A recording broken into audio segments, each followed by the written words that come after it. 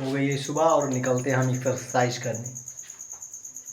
व्यायाम शुरू करने के लिए सबसे पहले बिछाते हैं कालीन। आप लोग कमेंट में बताएं कि उत्तर प्रदेश का कौन सा ज़िला कालीन के लिए प्रसिद्ध है।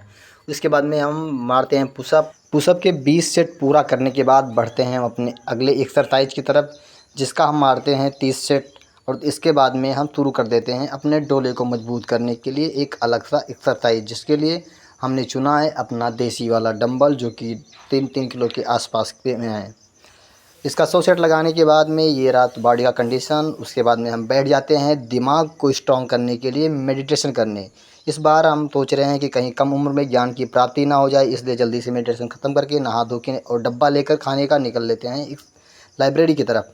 और लाइब्रेरी की तरफ जाते जाते रास्ते में बहुत सारे घास के मैदान पड़ते हैं, बहुत सारे ऐसी रोपड़ कृषि पड़ती है। उसके बाद में नील नदी, ये नील नदी है।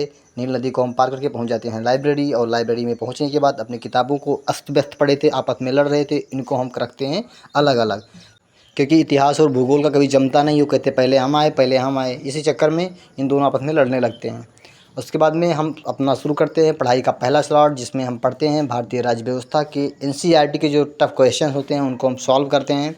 इन श्रृंखला को सॉल्व करने के बाद क्लास 10th की जो ये एनसीईआरटी थी उसको सॉल्व करते हैं। उसके बाद में हम चले जाते हैं खाना खाने, क्योंकि दोपहर के बज चुके थे 2, तो थोड़ा सा खाना वाना खा के हम फिर से बैठेंगे अपने अगले स्लॉट के लिए, जिसमें आज हम पढ़ेंगे हिस्ट्री में थोड़ा सा पढ़ेंगे आज हम गुप्त काल, मौर्य वंश और बौद्ध और जैन धर्म।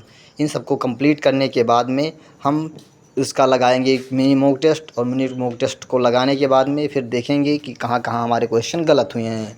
जो जो क्वेश्चन गलत हो जाते हैं उसको हम दोबारा बुक उठाकर फिर से मार्क करते हैं और उसको लिख लेते हैं, ताकि दोबारा वो क्वेश्चन हमारे गलत ना हो। तो इस तरह से क्वेश्चन लगाने के बाद में थोड़ा सा पानी वानी पी लेते हैं, दिमाग को फ्रेश करते हैं।